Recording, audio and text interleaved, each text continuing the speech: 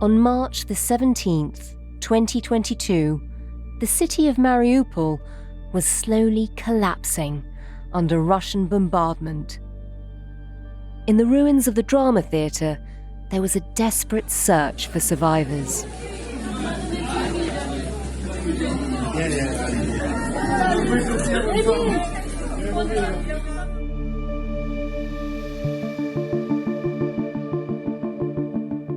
Almost 2,000 miles away, in Paris, a Russian socialite was having a very different day. Our investigation actually starts with this, and I encourage everybody to watch it. We compared the date of key bombings of Ukraine, like the destruction of a theater in Mariupol, with where Svetlana was and what she was doing. As Ukrainian theater filled with people hiding from bombs used as a shelter as it was being destroyed by Russian bombs, she was in a very active conversation deciding whether she needs to come pick up her diamond earrings like at 2 p.m. or at 2:30 p.m. in Paris. That's how it works.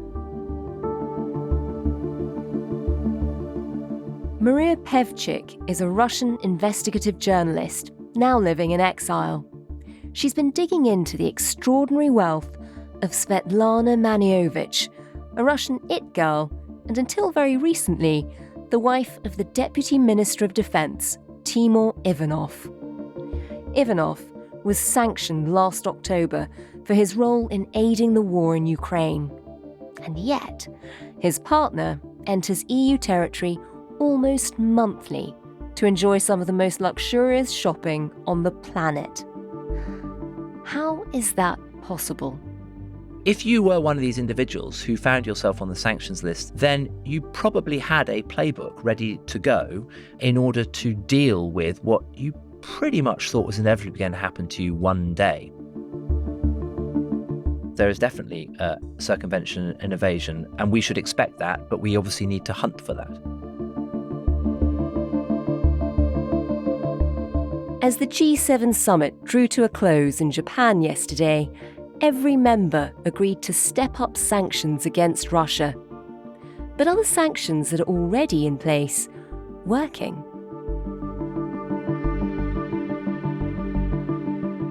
You're listening to Stories of Our Times from The Times and The Sunday Times. I'm Manveen Rana. Today, diamonds and divorces. Are the oligarch sanctions working?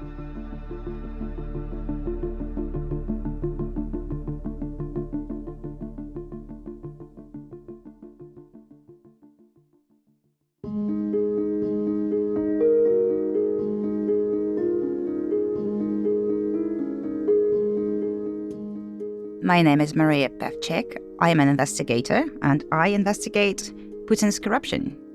And you do it at the moment with this AntiCorruption Foundation. Tell us a bit about that. How did that start off, and how did you get involved with it? Right, so the AntiCorruption Foundation was established about 11 or 12 years ago by the leading Russian opposition politician, Alexei Navalny. This is the guy I'm sure many people have heard of.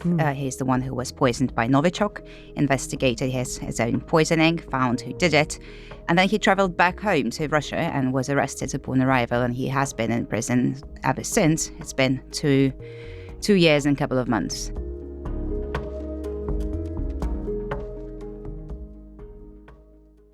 But 12 years ago, he decided to organize a little NGO.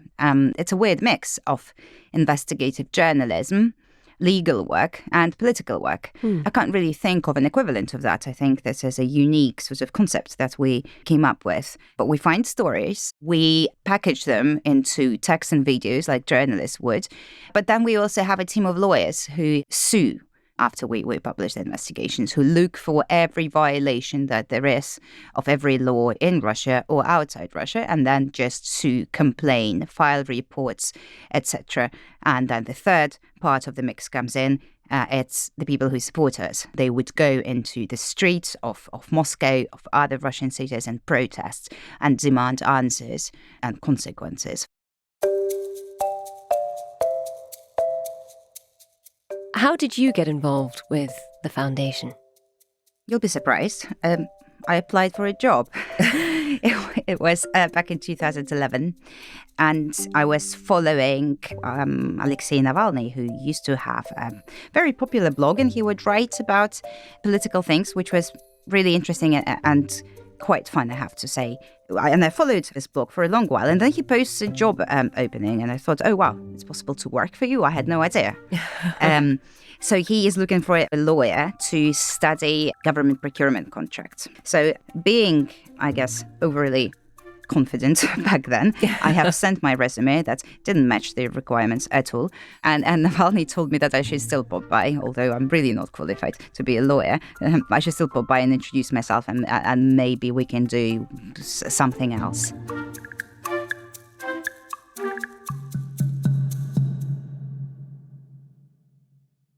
So we met. It was early 2011. He has a tiny little office with 3 people in there. And while we were talking about politics and life in general, we realized that we share like a mutual dissatisfaction with what investigative journalism looked like back in the day. It was very self-censored. So we thought that it would be it's quite a great idea to stop complaining about other people doing their job not well, but actually do it yourself, you know. We've been doing that for about 12 years. We published more than 200 investigations. Some of them are really huge and big. Some of them are small, but that's our job for a while now. You mentioned that this is all started by Alexei Navalny. Before we move on, just tell us, how is he at the moment? Well, I wish I had better news to deliver. He is in one of the most notorious Russian prisons and has been over 2 years.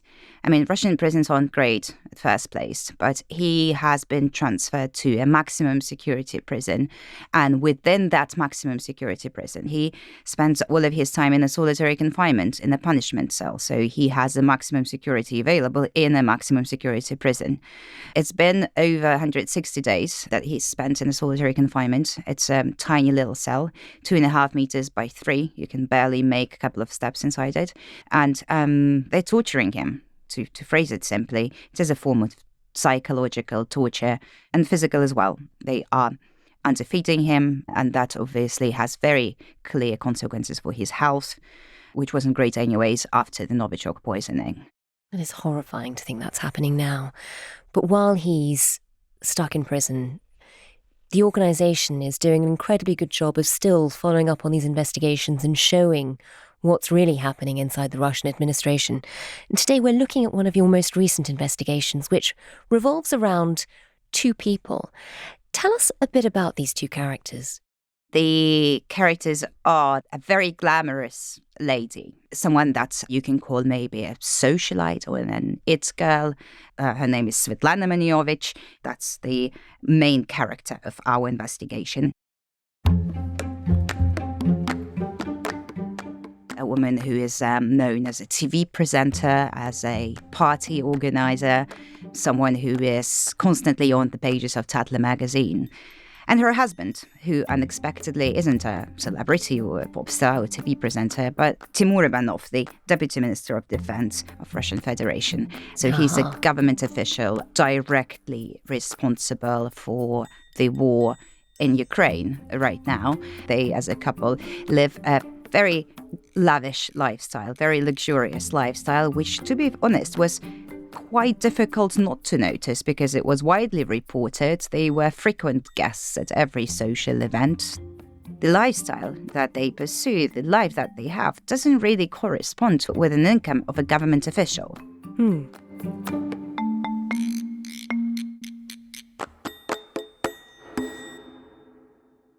Give us a sense of just how lavish this lifestyle is. Well, for example, they're very into holidays. And up until a couple of summers ago, they would go to the south of France every summer. Every time they would rent the most luxurious villa available there.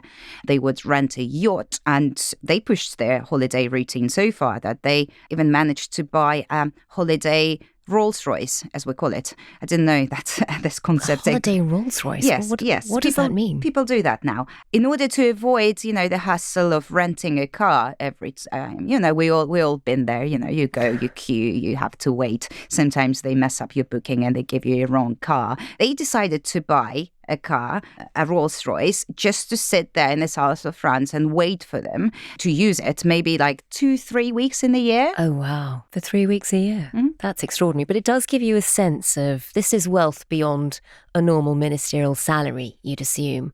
Tell us what you found when you started digging into them. You saw this sort of excess wealth, you saw this very visible sign of showiness, and you started digging into them. And you also sort of got hold of a stash of emails. Just tell us a bit about this. What did the emails show and how did you get hold of them? We were leaked, it was like a dump of email, the incoming and outgoing mail of the wife. And it has a lot of business-related documents as well, like invoices for reconstruction of their new house or some purchases of antique furniture on the auctions. Normally, you don't get to see someone's life so close. Yeah. And this is where we would find email chains of correspondence with very famous jewelry brand in Paris. Svetlana would write to either the owner or manager of the store saying, I'm going to be in Paris in a couple of days. Can I have an appointment? And then they get an appointment, and then one of the world's most beautiful diamonds are being demonstrated to her and jewelry is being designed for her specifically.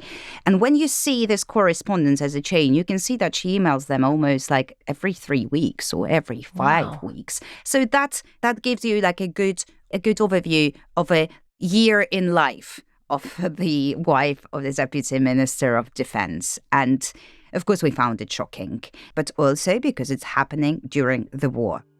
Yeah. Just give us a sense of where this money would have been coming from. You deal a lot with corruption within the Russian system, but how would he have been getting this money to lavish on his wife? We know exactly how he got this money, and that's in the emails too. Essentially, Russian corruption sits on a foundation stone, which is called kickbacks. And Timur Ivanov, his area of responsibilities as a deputy minister is construction. So what we found in the emails was the fact that a company that has recently won a contract for rebuilding Mariupol. So they destroyed Mariupol first, the Russian army. Now they're rebuilding it. And the company that builds those new display houses in Mariupol also pays for Timur and Svetlana's house to be reconstructed. All of the invoices for their dacha outside of Moscow, all of those invoices are paid by the same company that restores Mariupol.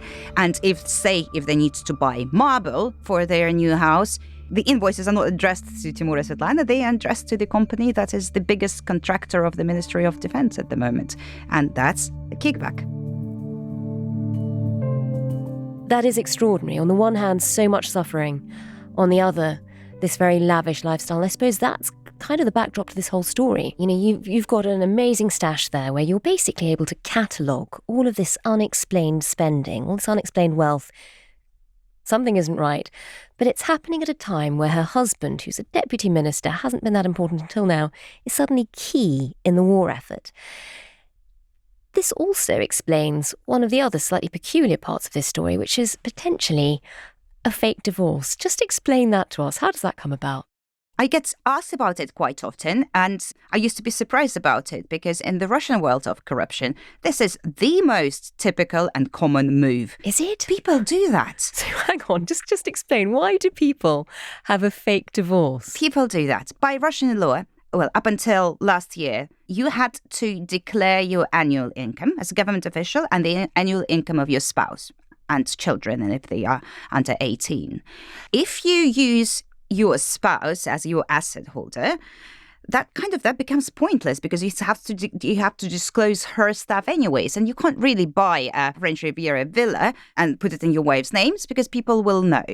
So what they used to do is that a corrupt government official who has either shares in companies that he shouldn't have, or super expensive cars, or super expensive properties, they would still keep it in their wife's name, but they would divorce So they don't have to disclose it anymore. So you don't have to disclose an income of your partner or your civil partner, whatever you call it. No, it has to be a legal marriage for it to be disclosed. Every case is different. And in case of Svetlana Maniovich and Timur Ivanov, the Deputy Minister of Defense, we see that 4 or 5 months into the war, they file for divorce. They have appeared pretty happy on social networks before. We examine their assets and we see that the assets haven't been split. Normally when you divorce, you say, okay, this flat goes to you, this flat goes to you, this house we sell and split the proceeds 50-50. None of that happened. Whatever they owned together, they keep. So it's a very tricky subject. Of course, I understand that, life is complex.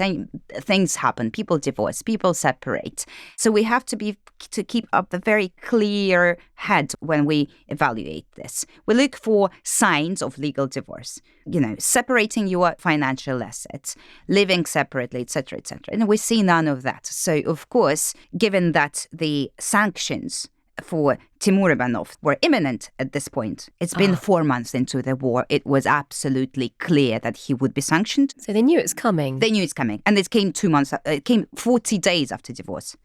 Very timely. And she obviously has this lifestyle where she's zipping around France. Absolutely. Buying jewellery. That would have been difficult. And sanctions against Timur kicked in October. According to the European legislation, and American, I believe, as well, you only co-sanction legally married couple. Right.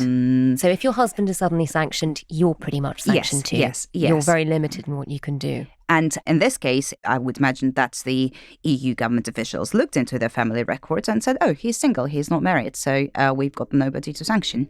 And this is exactly what we're trying to draw everyone's attention to, that the loopholes in the current sanctions legislations, they're still there.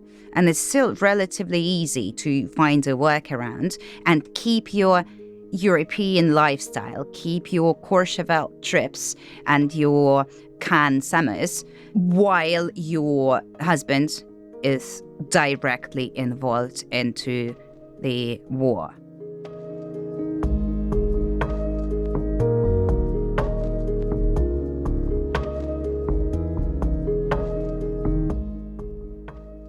We asked Svetlana Maniovich and Timur Ivanov for a comment, but received no reply.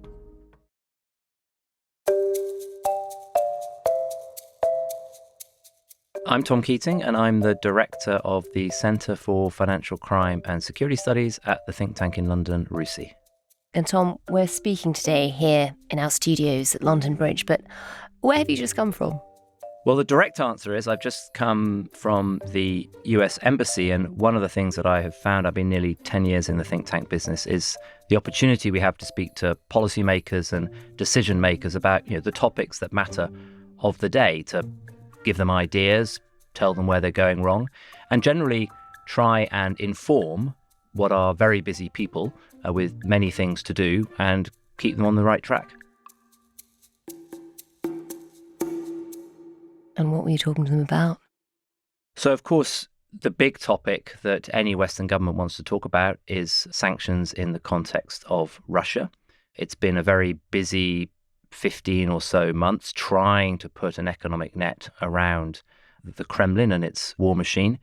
But it's not going as well as we would like, or indeed as they would like. I don't have the power, they do. And so really what we're trying to do is to come up with ideas that can tighten the net, can stop the Kremlin getting everything else they need in order to continue prosecuting their illegal war in Ukraine. Well, before we get on to how you tighten the net now, how you sort of stop people getting through it, just take us back to the start of the war in Ukraine. You suddenly had this unprecedented, to be honest, quite unexpected response from the international community, who were more joined up than we thought they would be, in immediately starting to announce packages of sanctions. Just take us back to that moment. Tell us how it came together. Well, the really important word you just used is unexpected, because indeed it was. And actually, the reason it was unexpected is I'd like to go back to 2014. Armored Russian vehicles burst through the wall of Crimea's Belbek base today, firing warning shots and throwing sound grenades. The annexation of Crimea by Russia and its original invasion, military infiltration into eastern Ukraine. The mostly unarmed Ukrainians were ordered not to fight back, commanders trying to avoid bloodshed at all costs. That's the first time that the West had an opportunity to put sanctions on Russia and, frankly, fluffed it. Pressure from Russia is growing. Large groups of pro-Russia troops surrounding Ukrainian bases, ordering their forces off of them so they can occupy them. The international warning to Russia to end its invasion is being ignored. The sanctions were light, there was no backbone, there was no follow-through, there was no implementation. They were, frankly, just tokenistic. And so if you had been sitting in the Kremlin in late 2021, listening to all the threats of sanctions, and there was a lot of rhetoric about sanctions, you'd have been forgiven for thinking, they said that last time, and actually... Been here before. Exactly. So when the sanctions did start to emerge from the 24th of February 2022, I think Putin would have been surprised. Whether he'd have cared or not is a different matter, but I think he would have been surprised. I was certainly surprised by the coordination between Brussels, 27 member states that, are famously uncoordinated. Tonight, European leaders were fully aligned in condemning the atrocious and unprovoked attacks. Now we have to meet the moment. We will hold the Kremlin accountable. The package of massive and targeted sanctions European leaders approved tonight clearly demonstrates that. It will have maximum impact on the Russian economy and the political elite, and it is built of 5 pillars. The first is the Washington always wants to go harder and faster than everyone else, and the UK that hadn't really yet figured out what it was in the sanctions world post-Brexit. So a half-hearted and uncommitted 2014, 2015, 2016 was replaced by full-throated effort. So I think we can look back on that time and say the West followed through on what it promised. Whether it promised too much that sanctions were going to achieve, i.e. stop Putin invading, that's another question we should discuss.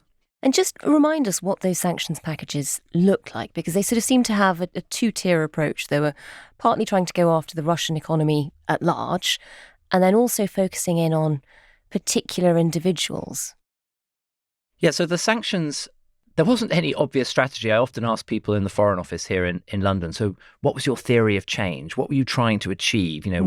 What are the metrics that you're going after? And that's a bit academic, but the point is, why did you choose to do what you did?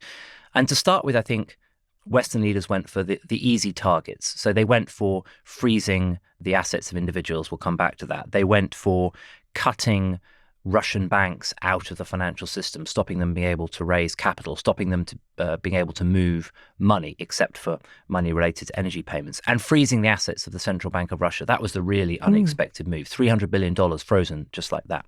So that's the first sort of group.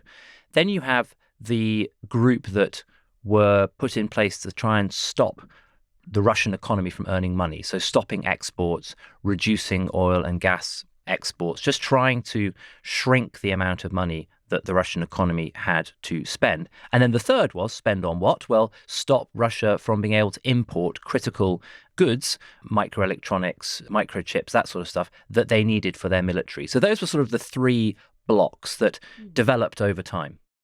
And when it came to the targeting particular individuals, how did they decide who they wanted to target? Your guess is as good as mine. I mean, from the outside, it's worth, again, just going back with a little bit of history again. Around the world, the capital of the UK is, to many people, known as Londongrad. It's the home of Russian money. Clean, dirty, doesn't matter. And indeed, money from other countries. And for years and years and years, decades indeed, people have been saying, look, you need to clean up your Londongrad problem. And so when the opportunity to sanction these people came along, Boris Johnson and Liz Truss, who at the time was Foreign Secretary and therefore responsible for the sanctioning capability of the UK, did not miss an opportunity to, in a way, catch up with targeting people that they should have been after for many, many years. Now, it's important to remember that in sanctioning somebody, you are merely freezing their assets. You're not proving that the assets are the proceeds of corruption and then confiscating them. So, of course, in theory, one day, those oligarchs who've had their assets frozen will get them back and continue to enjoy them in the UK or anywhere else. And was there no process started at the same time to try and work out if they were the profits from corruption, whether there was a case to be trying to claim some of these assets? Yeah, so there's a mantra that you hear people in my world and others chanting, which is we need to move from freeze to seize. How do we go from what is essentially an administrative tool, I freeze your assets because, in my view, according to the law that was introduced in the UK, you are benefiting from or supporting the Russian government. We are going to freeze your assets. But it's not illegal to benefit from or support the Russian government. So therefore, I can't confiscate your assets. What I need to then do is to prove that they are the proceeds of corruption. Or I need to set up tripwires that mean that I can jump you from the administrative track to a legal track. So a tripwire might be, having been sanctioned, you tried to evade sanctions. Okay, that's a criminal offence. Therefore, I am going to confiscate the assets that are connected with your evasion. So that's a big focus and a big discussion in Parliament at the moment as well. When it comes to individuals, I think the thing you have to remember is that people have been calling for measures to be taken against these individuals, particularly the high-profile names. People have been calling for measures to be taken against them for the longest time. So if you were one of these individuals who found yourself on the sanctions list in February, March, April 2022, then you probably had a playbook ready to go in order to deal with what you pretty much thought was inevitably going to happen to you one day. So this is where you see that children of oligarchs have massive property portfolios, for example, or you see people seemingly getting divorced and the assets being in the divorced wife's name, but are they really divorced? So there are all these examples where you basically are preparing yourself for the day when this occurs. So there is definitely circumvention and evasion, and we should expect that, but we obviously need to hunt for that.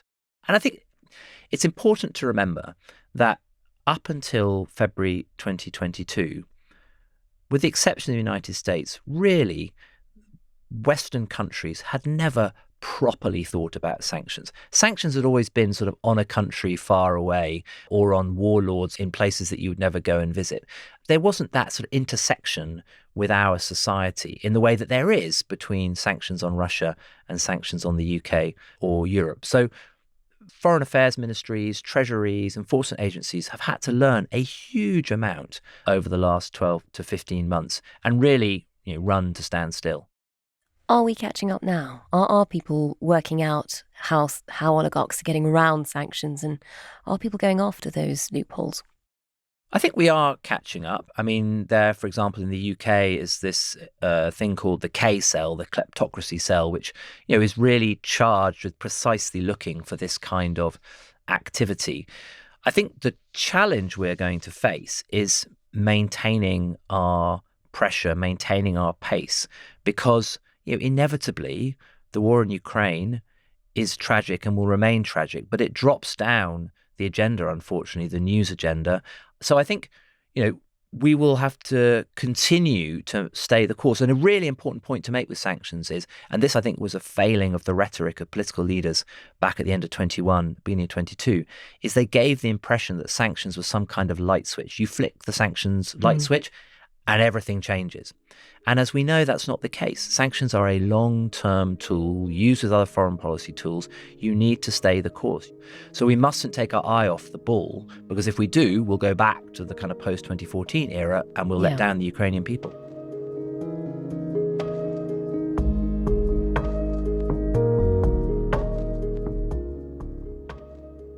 Western governments are holding firm on sanctions and will hopefully update the rules when they're shown these loopholes. But it takes extraordinary courage from people like Maria Pevchikh, who are risking their lives every day to expose where sanctions law is failing.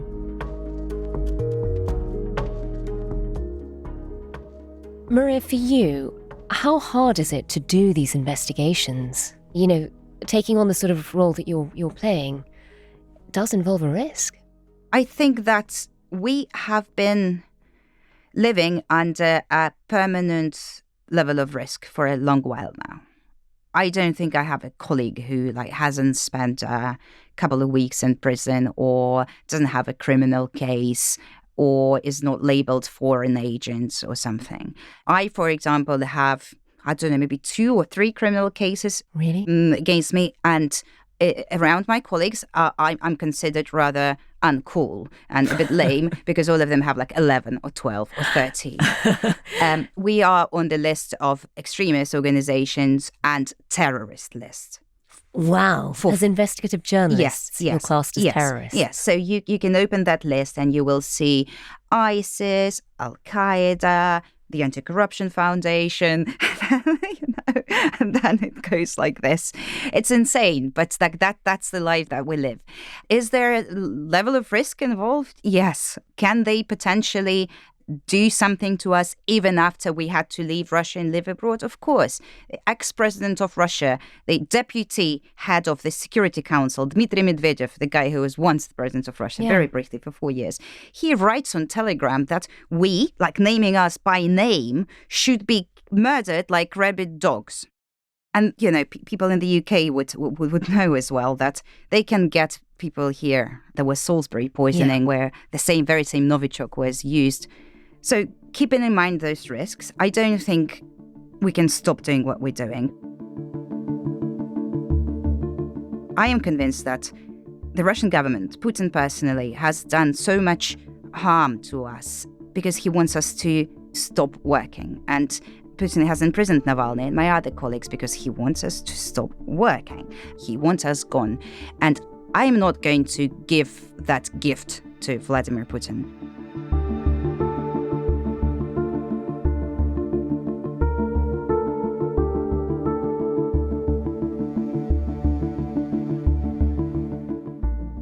You've been listening to Stories of Our Times, a podcast brought to you thanks to the subscribers of The Times and The Sunday Times, with me, Manveen Rana, and my guests, investigator for the AntiCorruption Foundation, Maria Pevchikh, and director for the Centre of Financial Crime and Security Studies at RUSI, Tom Keating.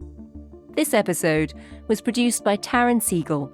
The executive producer is James Shield, and sound design was by David Crackles. If you can, please do leave us a review. It'll help others to find us. Thanks for listening. See you tomorrow.